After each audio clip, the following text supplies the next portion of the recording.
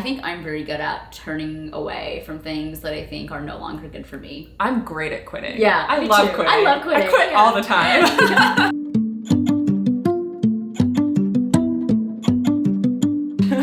It's like we're friends or something. I know. My name is Carson. I'm here with my friend Hyeree. Back in the fall of 2018, we started in the same grad program at the same time, a continuous master's to PhD English Lit program. And I finished my PhD just in the fall of 2024, and Hyeree left the program a couple years before that, year and a half before that. Yeah. And we're going to talk about that today. In this video, we're going to talk about the choice to quit versus not to quit the PhD, and kind of just our experiences in academia from undergrad majors, choice to do the PhD, what we researched during the PhD, and just kind of general academia stuff. Yeah. Just Yeah. our experiences in the grad program, what led us there, Yeah. what ultimately made us leave or stay. Right. Yeah. And how we made money during it, because people want to know that. Yes, The people money want is to know. always important. That's the most important thing. No, I'm just kidding. Seriously. It's not. But it's important. Okay. Preview of why Hyeree Yeah. left the program. Yeah. So we're going to start with undergrad. So why don't you start with what your major was as an undergrad? So I double majored in English literature and sociology. And I was also an honor scholar, which was a really pivotal experience for me in wanting to pursue grad school. So in the honor scholar program, we had to form a committee, and it had to be interdisciplinary. So it had to be from professors from at least, I want to say 2 to 3 departments. And the committee could be anywhere from 3 to 4 professors. And then we had to produce a thesis length manuscript that we ultimately had to defend to our committee. It's very similar to So grad it's school. very similar to grad school. And the defense was, I want to say, 3 hours long. That's more than mine was. Was it my, really? My PhD defense was only 2 hours long. Okay. And like really it was an hour and a half.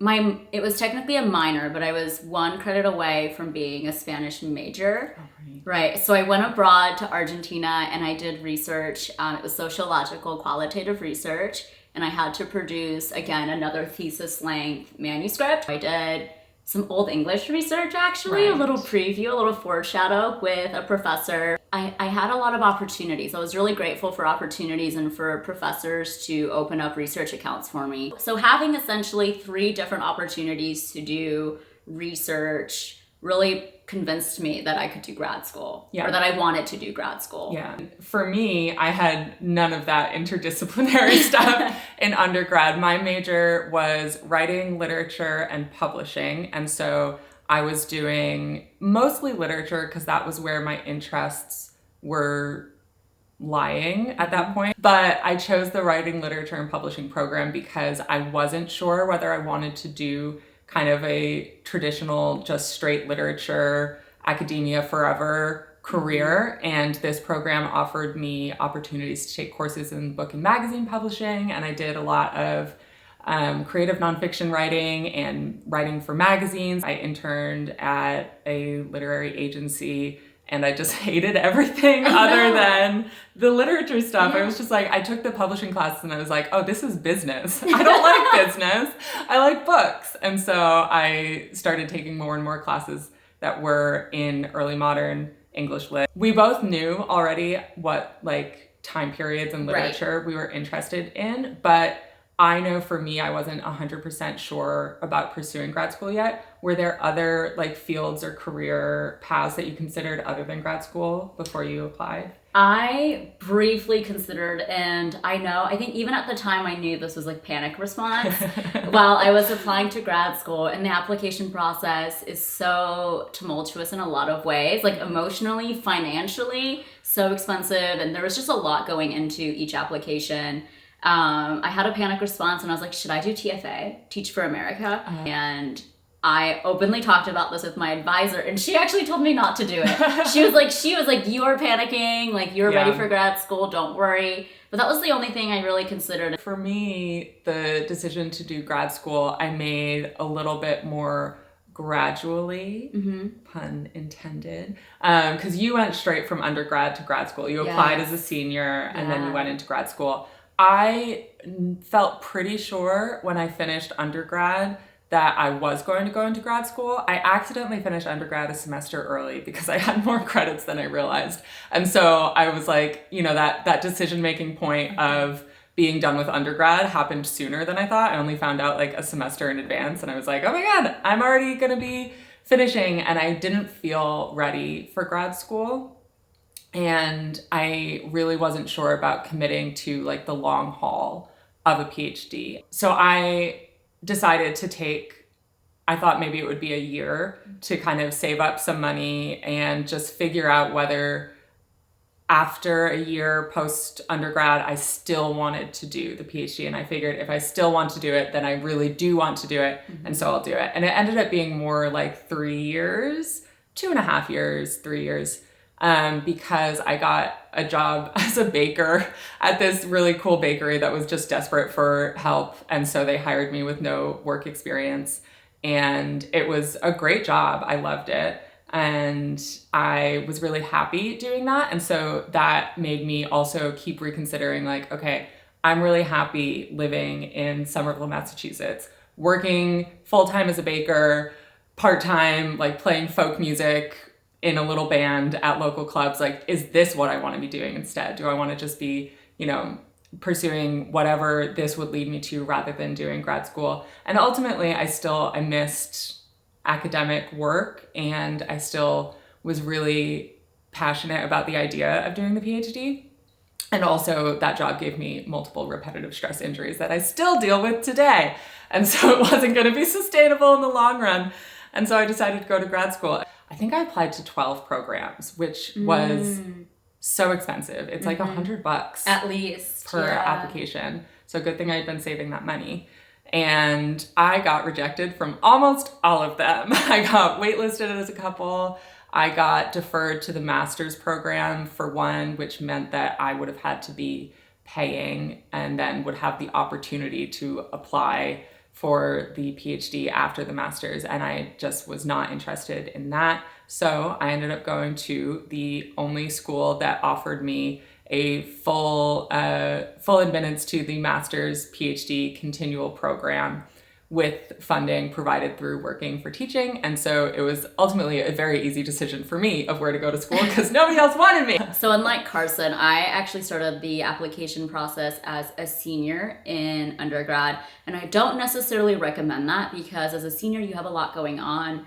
I essentially was writing 3 capstone projects, 3 very long manuscript length research projects on top of also doing grad school applications. And I also think I applied to, I want to say 11 or 12 programs, and they were all PhD programs. I knew I wanted to go back to back from undergrad straight into PhD because in the United States, PhD programs often come with some sort of funding, whether that's through like TA-ships, RA-ships, or just like merit-based scholarships. I think I always knew that I wanted to go to grad school to be an English professor, and that wasn't necessarily a lucrative track, and I didn't want to go into a lot of student loan debt. I was accepted to 3 right off the bat with funding, and then I was waitlisted at 1, and I received a master's offer to another program. As a person with options, how did you make your choice? When I was trying to make my decision, I was really looking at the people, and I think the most obvious sort of people would be looking at your faculty to see if there was anyone that could advise you and if these are the type of people that you'd want to learn from and learn with. Which is important. Yes. Like that's how I chose my list of programs as well, was by looking at faculty pages and seeing research specialties, because that is an important part of the people element. Definitely. And I would say look beyond your department as well, because more than likely you will be doing interdisciplinary research, whether that's through a certificate program or something even a little bit more relaxed. So I was definitely looking at professors who were doing all different types of theory, especially critical race theorists, a lot of gender theorists, but I was also looking at my potential cohort. I was very aware during the tour of trying to meet a lot of people, trying to see who I would ultimately could potentially study with for 7 years. It's a long commitment. It's a long commitment. And I wanted to be somewhere where I wanted to be in a culture that wasn't going to be super competitive. Somewhere where I could thrive in a culture that was very collaborative. Yeah. And I also didn't want to be the only pre-modern scholar, right? Like I really wanted to be with other early modern students. Medieval students would have been good too. And that brings us to 2018 when we had both committed to the same school, Big Ten, Midwestern college town. In that first semester when we were first like becoming friends, I do think that what you were just saying about not wanting to be too competitive is one of the things that drew us together as like-minded people in terms of grad school and also other things. Yeah. But that like we both had, I think from the beginning, a clear idea of grad school as a job, and we were here as colleagues and hopefully eventually, yes, as friends, but that we are not here to be nasty and competitive, and that work-life balance is important and all those kinds of things. Do you want to talk just like quickly about what our research specialties were? In grad school, Yeah. I pursued medieval literature as a specialization. So that was early English literature. And I was kind of at the in-between between Old English and Middle English literature. So if anyone is interested in medieval, I think that will speak in terms of time. But also I was very interested in pre-modern globality. So I was looking at learning some other languages as well. So in the medieval program, you have to learn Latin, medieval Latin, so not just classical Latin, Old English, Middle English. And I believe we also had to have a total of 3 research languages. So I was learning Old French, took some classes in like medieval Italian. All that to say, although I was in an English department, I think I took a very global look at my research, and I was really interested in studying the non-human through a couple of different lenses, through critical race theory, but also through animal studies as well. So I had a lot of different research interests. Towards the end of coursework, I ultimately narrowed down what sort of theory and schools of thought I wanted to focus on. And those were affect theory, critical race theory within the larger context of medieval English literature. And for my research, I was early modern English period. So that's like 1500s, 1600s. We're time period neighbors. Yes. And I started off with research interest mostly in food studies in literature of this time. I didn't want to leave all the baking stuff all behind. So I was interested in, food studies. Gender was a part of that because of domestic labor, food production practices, things like that all get rolled in together. And then over the first couple years of the program, my interest shifted more into hospitality, which again is a pretty natural rollover. So research interests definitely do evolve, but for sure we were both set on our time period from the beginning, and that didn't change.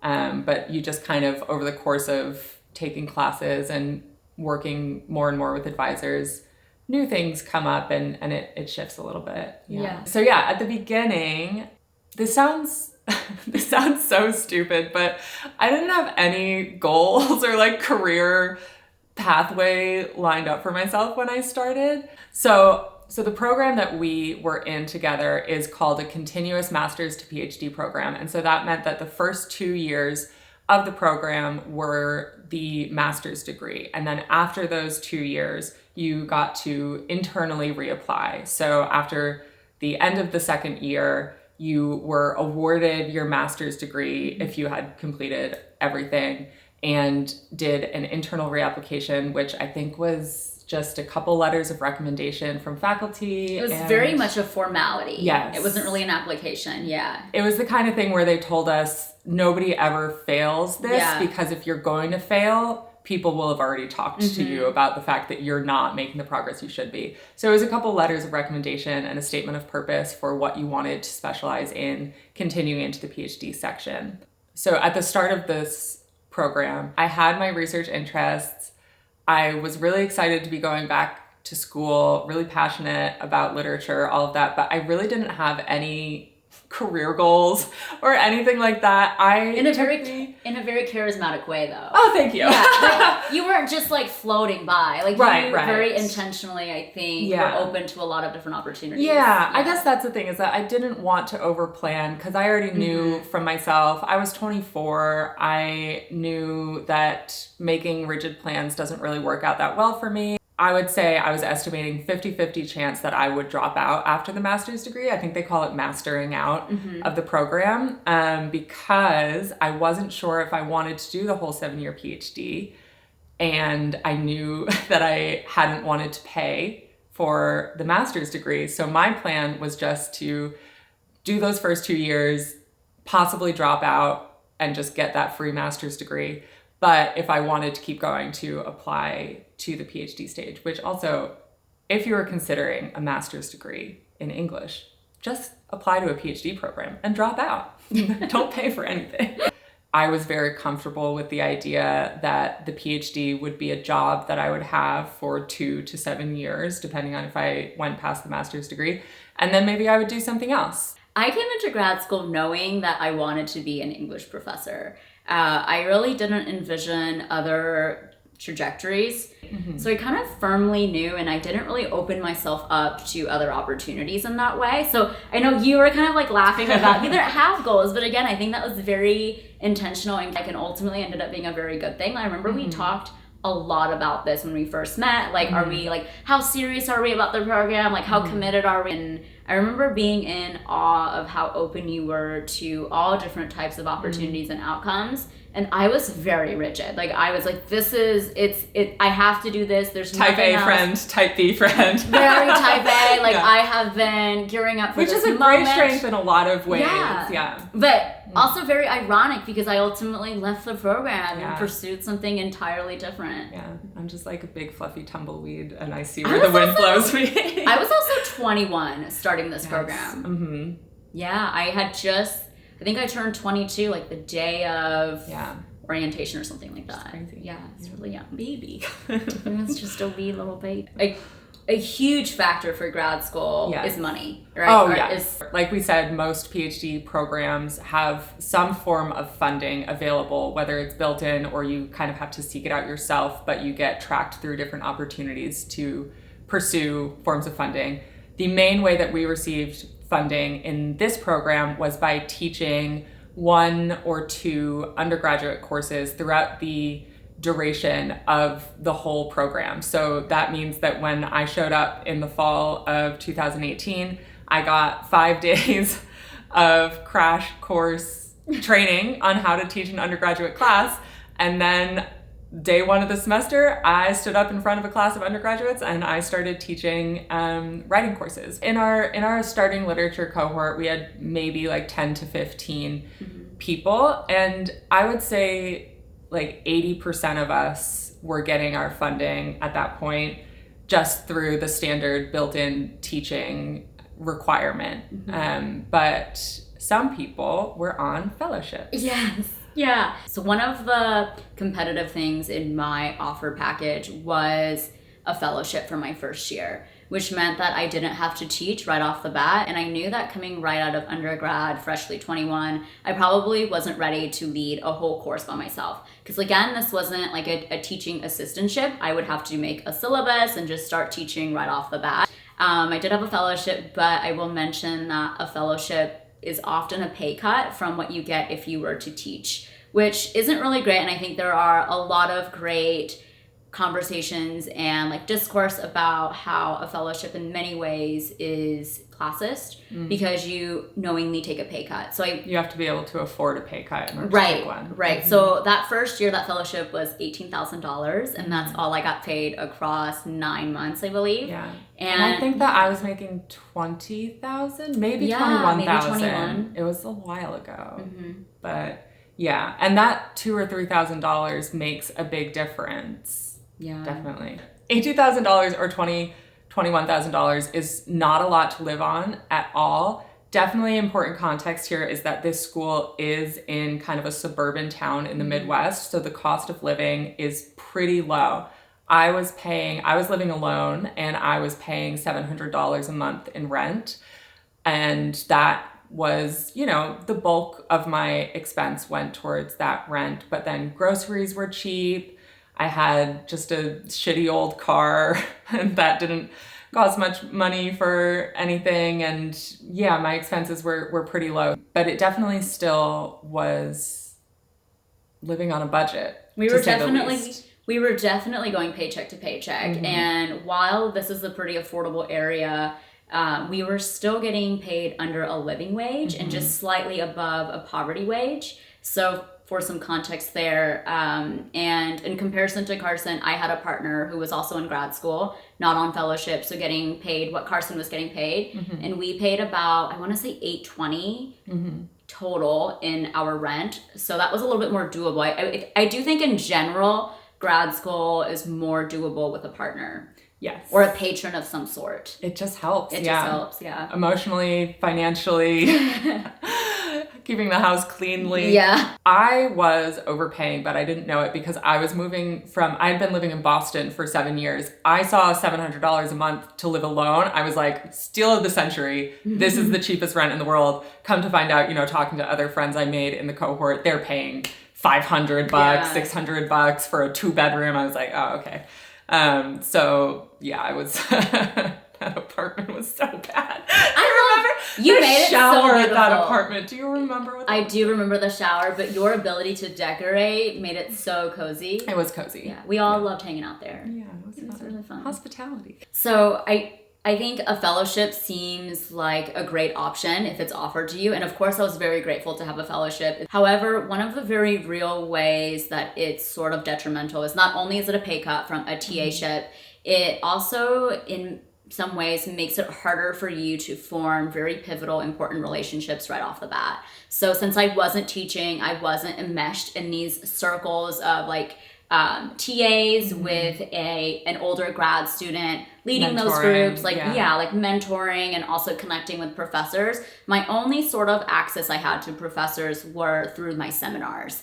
And so that in some ways makes it difficult to form a relationship with these professors, which could lead to RA-ships, which is a very highly sought out after. RA-ship is research assistantship. Yes. So you're basically working with a professor. They give you tasks to do that will help them in their own research. I think in general, RA-ships are thought to be more desirable than TA-ships. Maybe in terms of labor, but also in terms of how it's going to look on your CV. And that's not necessarily my personal opinion. I think that's the sort of like general thing. But if you wanted to RA, that was a little bit more competitive or just... Because not every professor is looking for an RA.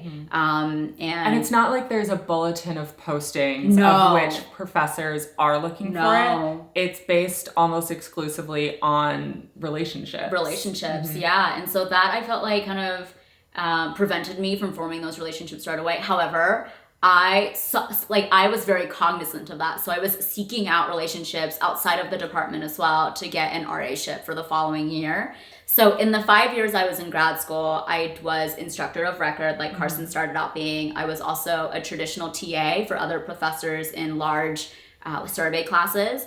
I also held multiple RA-ships that all looked very different. I've had traditional ones where I was truly like digging through the weeds for research for a professor outside of my department in the Department of History. And then I had another RA-ship that was technically a research assistantship, but I was essentially managing and designing our department's website. So if anything needed to get updated, kind of changing the infrastructure. And that ultimately ended up being a great experience for me because I would go into digital marketing. You had so many forms of funding that you got. Yeah, I did have a lot of different forms of funding, and the final one was probably the least traditional in that there wasn't really any research involved. It was more sort of like administrative duties. I was a research assistant for a office at our university that concentrated on bringing in distinguished guests to share their research, to mostly kind of critical theory. Yeah, right? mostly critical theory. So I had the responsibility of ensuring that all of their trips were managed, updating the website, ensuring that all the communication was set. And through that experience, I also got to know a lot about like e-newsletters and like business communication, talking with stakeholders and things like that. So a very non-traditional academic job, but they all paid the same. I think you earned funding in most of the ways that it was possible to earn funding, but there were a couple other ones available as well. You could work with the rhetoric department and work with designing and administering the rhetoric research-based writing courses that were the courses, for the most part, I was teaching to receive funding. And then you could also get an internship at the university's publishing press. So there were a lot of ways to pursue funding and pursue different career opportunities based on how you were getting your funding, whether you were more interested in teaching or these administrative kinds of things, or publishing or curriculum design. There were different ways, but other than the teaching opportunity that was kind of automatic, other than that one, you had to search these things out And more apply. for yourself and apply. And they interview. were competitive. Yeah. All of these different funding opportunities were payment for just the 9-month academic year, fall semester and spring semester. And then for the summer, we didn't get paid and we didn't get health insurance unless we found a funding opportunity or we got an additional job. And so after our first year of grad school, I got 2 different part-time jobs as a baker again. And then after our second year, I got a research assistantship, which again, I only got because I had an existing professional relationship with a professor, and she reached out to me and offered me this research assistantship for over the summer. You could make your funding stretch over the summer, but a lot of people pursued other work in the summer to make ends meet. So 2018, we start grad school. You're on fellowship. I'm teaching. 2 years in, we have gotten our master's. We both decide to go forward, pass the master's, into the PhD. We're getting all these forms of funding. All these things are happening. We get our master's degrees in the spring of 2020. Chaotic. Before we get into the conversation about like leaving or staying with the program, how about we take a second just to think about grad school holistically and sum up what is like the high point and the low point, your favorite part about it and your least favorite part looking back on the whole experience. For me, my favorite part of grad school, that's such an easy answer. I loved the intellectual community. I loved the idea even of a seminar, and our seminars were long, like 4 hours sometimes, or was it 3? I think 2. No, towards 3. the end, they changed it, remember? Right, They you're started right. at 2, and then we went to, I want to say 3 hours and 50 minutes. Oh my God. Yeah. I think you're right. Yeah, so I really enjoyed those hours. Like, I enjoyed my coursework a lot.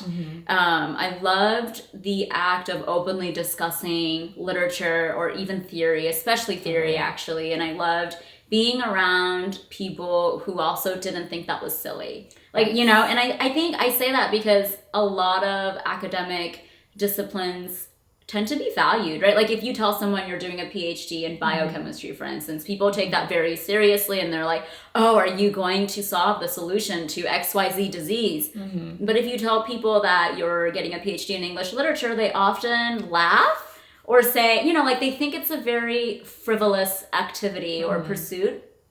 But in grad school, everyone is there for similar reasons, not the same reasons, but everyone is there at the very minimum because they like something about grad school. They like, well, They're curious about something. Yeah. And that's a good way to put it. I think it's the curiosity that I really loved. Yeah. I think for me it would be similar, that like the best part of grad school was the reason I think we both got into it in the first place, which held true throughout, which is that we had a lot of passion and curiosity for this one subject. And grad school affords the opportunity to just really dig in, and the point of it is intensive thought about a specific thing. And it's hard to get the sustained opportunity to just do intellectual work, to just learn. And I think we really value learning. Absolutely. Yeah, so like the high point, intellectual stimulation, opportunity to dig in to a topic in this way, and then low point. What do you think? The low point for me is that I think the line between personal and professional, because you have to keep in mind that grad school is a job. It's not just an activity. Right. It is a job that you're getting paid for, but that line gets blurred between professional and personal a lot, because your job is to form an opinion and to defend that opinion. And if someone disagrees with that opinion, whether it's valid or invalid, it can feel personal because it's something that is in many ways feels like a reflection of who you are, or an extension of who you are as a person. So scholarship does get pretty personal, and I think this is more pertinent in certain disciplines than others. And I think English is one that really opens yourself up to having your scholarship be personal. I would say my downside, my like top number one worst part of grad school is very similar to that, because for me it was just like the cumulative burnout of like having this 7-year long project to do. By year 3 or 4, you don't see the light at either end of the tunnel anymore. And you're just like, oh my God, this is who I've always been. All I do is read this one body of work and I write this dissertation. You're so close to your work and you take it so seriously, and it's just hard to step away and like get distant sometimes. And so definitely there's just kind of a drain. Every job has hard parts. The job of getting a PhD was definitely in some ways easier than previous jobs I've had as a, retail stockroom manager, a retail stockroom manager. I worked that job for 3 years. I was a baker for 3 years. I did like folk music band part-time for a few years. And all of those forms of work were hard in their own ways. There was the hardness of doing a job that you don't care about, where like there's no stimulation. There's the hardness of doing a physically demanding job. The baking job was very, very physically demanding. And there's the heart of doing music, where like doing like the creativity of songwriting and performance and like the business elements of it, like that has hard parts of it as well. So it's definitely not that like doing an English PhD is the hardest job in the world, but it's hard in a specific way that definitely has a cumulative drain. You can get filled with self-doubt because that scholarship, that argument that you are making feels like an extension of yourself. And if it's not a good argument, then you start doubting yourself. And I think a lot of people who end up going to grad school, to PhD programs, are really similar in that they form at least a part of their identity around being not only intellectually curious, but intellectually competent. And I hate saying that, but just being very realistic with myself, it was very hard for me to feel like a high achieving student my whole life, and then going to grad school and being filled with self-doubt over the way I was articulating things, over the type of research that I was doing. Like, is this not prestigious research? Is this not serious enough? Right, this isn't serious research. Like, who, and to be clear, I don't subscribe to that type of narrative. I think all it gets research, in your head. Yeah, but it does get in your head because you're constantly around it.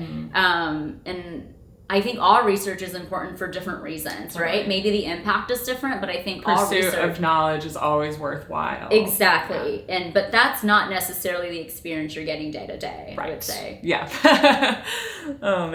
Okay. So now let's talk about quitting. Cheers. To get into the idea of like quitting versus staying in the PhD, because we're English scholars, I have to start by taking a close look at the language we're using here and really looking at the idea of quitting, which do you say quit? Like, do you say you quit the program? Oh, I definitely say I quit, that I dropped out. Yeah, And I think I say that in a sort of self-deprecating, humorous way.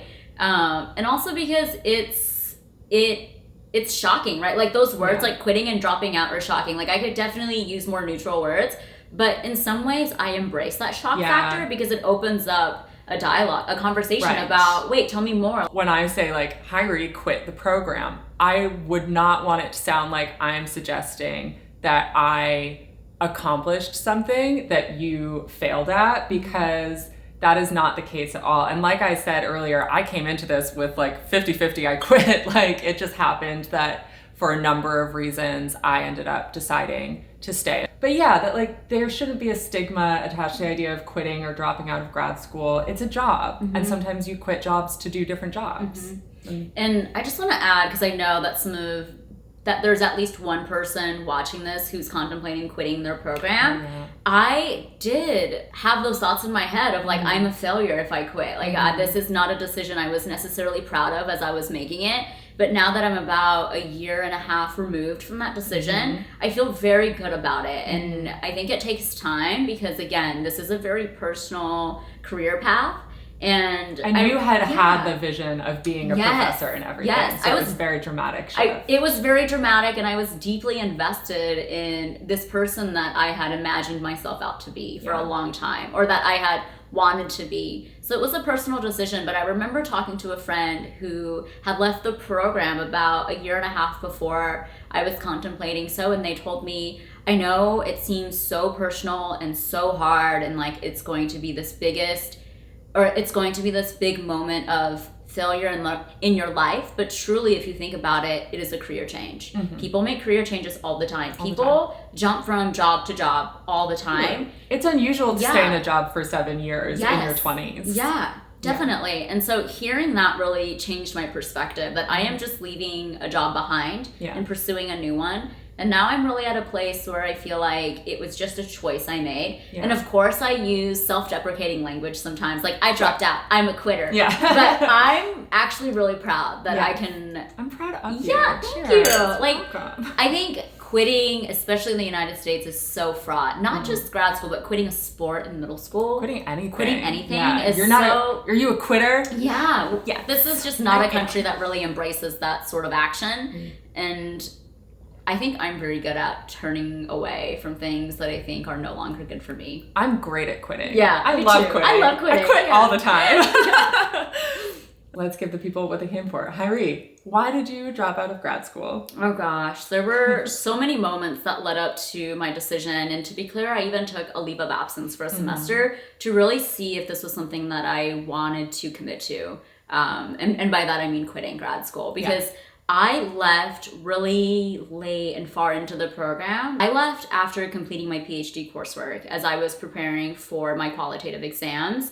And I had already written my proposal. I had written my prospectus. You had read most of the list, right? I had read most of the list. And truly the only reason I hadn't taken my oral exam and my written exam was because of administrative oversight in some ways. If I had to put it simply, I left ultimately because of incidences that felt really racially motivated. And I say that hesitantly again, and I often caught myself sort of gaslighting myself even to saying like, this isn't racism, but this is just a human error. This is just a mistake.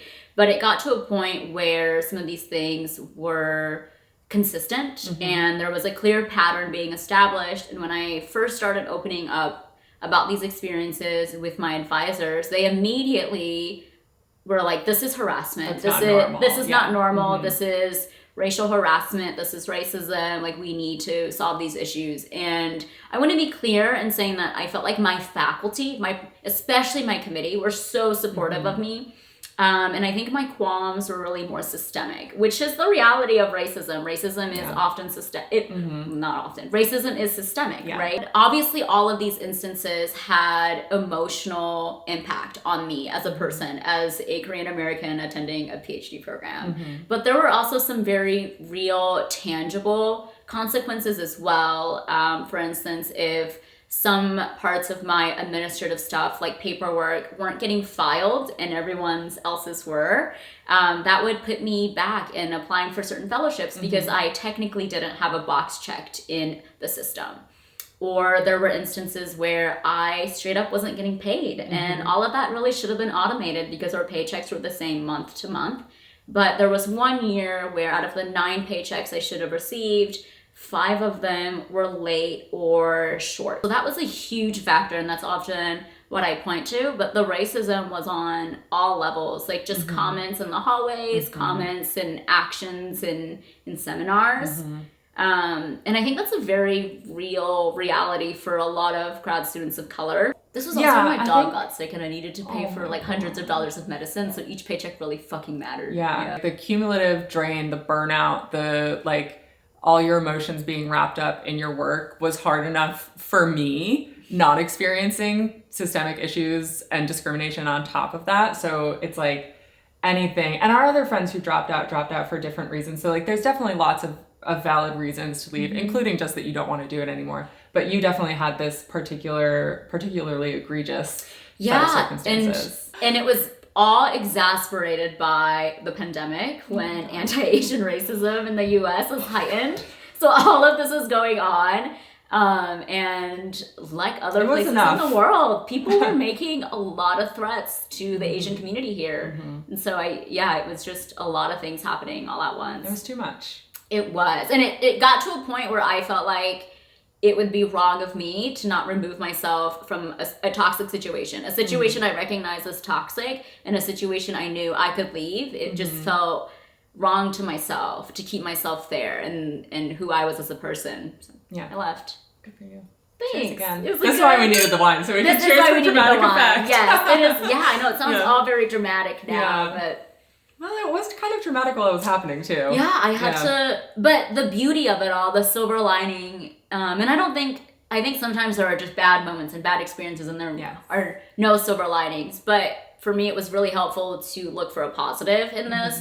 It was that I had the opportunity to dream again. Like, you know what I mean? Beautiful. It's a little poetic, but truly, like, for my whole life, I have dreamt of being a professor, and now I knew that once I left the PhD program, that path closed, right? Like, I can't... But that meant everything else opened, and I had this opportunity to dream again. And the last time we dreamt of being something, becoming someone, was when we were, like, 15, 16, 17, 18, you know, around that age. Babies. Truly babies. And so it really made me question like what I enjoyed and what I didn't enjoy, and pursue something new. I still, even with like having a much more comfortable and much more like systemically supported grad school experience, I did seriously consider dropping out at one point. And the reality is that what kept me able emotionally, financially, logistically, what kept me able to continue through the PhD was having a partner who earned a lot more money and who was able to take on the position of sole earner for our household so that I could step away from my teaching requirements and just focus on writing the dissertation and kind of just like nose down, plow ahead, just focus on the intellectual work without having to do any of the other labor involved. I have a full-time job now and I can eat, and I've had many jobs. I worked multiple jobs in undergrad. At one point I was working 3 jobs in undergrad. Like I had summer jobs even in grad school. And again, I say this acknowledging the fact that grad school is very cushiony in terms of a lot of other jobs out there. But of all the jobs that I have held, in my experience, grad school was the hardest. Like being a PhD student in this program was really difficult. Mentally, emotionally, in terms of time, in awful ways, really. Jesus. Cheers! It's the same glass of wine still, don't worry. What do we do now? Looking back over... Oh, wait, no, that's what we do now. Hyeree, what do you do now? Yes. Yeah. So I was able to transition into advertising. So that last semester before I took my leave of absence, I was already kind of contemplating it. And then during my leave of absence, I spent that time putting together a portfolio to apply to advertising jobs.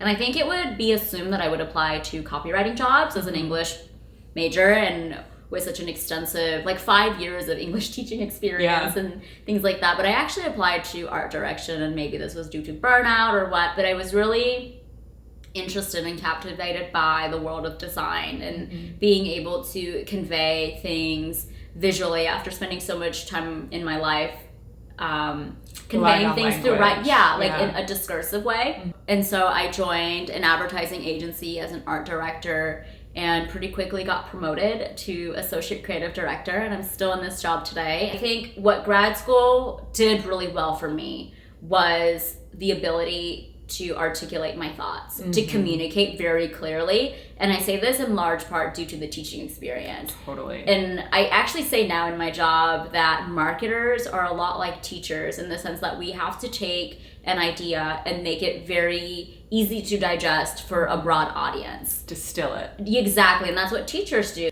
A lot of grad students, I think, look for creative outlets. Definitely. And even if you're not getting paid for those creative outlets, I think that builds skills. Absolutely. So you can leverage that. But I also knew that I didn't feel confident enough to quit grad school without having a job lined up. Yeah. Yeah. Gotta make a living. I defended my dissertation in September, and now it's January, so it's been just a few months since finishing the work of the PhD, and I'm also not going into academia. I don't even remember a point of like making that decision. I think since I had come into the PhD program not all that committed to academia anyway, I think that it was just kind of clear to me basically the entire time that I was going to get the PhD and then go do something else. And the something else is that I'm like working on writing a novel. If you do follow this channel, you know that I've been doing creative writing throughout the PhD as much as possible. And so now I'm like committing to working on that. That is the plan, is creative writing as a career. And then I'm also doing content creation in the meantime also, which you do as well. You also do content creation. Yeah, but completely different. I primarily focus on like food content, and of course, as a lifelong English major, I love telling stories. And so I found content creation as an avenue in which I could create American stories. So that racialized experience was very formative for me. I took that and I cook on the internet now. You sure do. So if you want to get a PhD in English literature, you will become a burnt out content creator. The pipeline to PhD to content creator. So, any regrets? Any regrets? About anything in your life? Yes, all of it. No, I'm just kidding. I think leaving is probably what everyone is wondering about. Yeah. I think in terms of leaving, in many ways, I should have left sooner. Like I had everything's clearer in hindsight. Yeah, everything is clear in hindsight, and I had these racialized experiences very early on. Like I want to say day 2 of my graduate experience, I had these racialized experiences, but I always sort of siloed them. And there was always a voice in the back of my mind, like, you should go elsewhere. Like, you should leave, like, transfer to another program. I had those thoughts while doing my master's coursework. And I finished my master's coursework a semester early because I was on fellowship, so I had more time. And I think, so if there's any regret, it's that I should have listened to my voice sooner. Yeah, and my instinct sooner. And maybe then I would have ultimately finished elsewhere. But I think I just let it rot too long. And what about you? Do you have any regrets? No, I think no. Really? Not really. I mean, listen, you look back over things. I wouldn't necessarily say that I regret things, but I would say as advice to other people to pursue a range of funding opportunities and work opportunities the way that you did, to like test out other things, because I stayed pretty close to just the teaching as my source of funding. But there are a lot of paths that an English PhD can lead you to that you discover through trying on different hats during the process. If anybody is watching this who is considering, like on the fence about going to grad school, don't do it. Just kidding. I don't know. I think my advice to those people who are on the fence, and I don't want me having quit to influence you necessarily, it would just be to don't see it as a means to an end. See it for a process in and of itself. Or just see it for the experience. And just because you start doesn't mean you have to finish. Absolutely. I think I gained a lot from the 5 years I was in grad school, and I don't necessarily regret having started that. I met a lot of great people along the way. Obviously, we've been friends now for 7 years. Yeah. Maybe it's the half a glass of Malbec making me all philosophical, but one thing that I always think to myself is that even though conventional wisdom would say life is short, I take the perspective, life is long, and you have lots of opportunities to course correct, and you have opportunities to do a lot of different things. I am really glad that I went to grad school. I'm glad that I got the PhD. I think I would have also been happy if I had dropped out. These are just the experiences of two women at one university. Our experiences could maybe influence your perception of grad school, but I don't think they should completely imbue whether your decision on whether or not you should attend grad school. And again, like, our experience is probably not reflective of it's definitely not reflective of everyone's. And I mean, yours and mine are so different. Exactly. Even. If I had watched a video like this when I was 23 and about to apply to grad school, realistically, even if I heard all these negative things, I probably would have done it anyway. Same. Because I cared about, if you really want to do the research project, if you really care about your field, you're going to go to grad school. And just take care of yourself while you do. Like for part 2. Just kidding. This video was probably 2 hours long. We don't have to write conclusions. Isn't that the worst part about writing academic writing? The worst part is writing the final sentence. And so in lieu of that, let's just cut to black. Yeah. Sleep.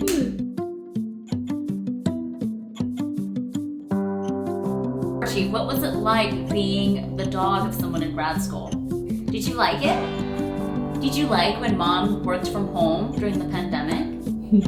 What do you think about mom's books? Are they stinky?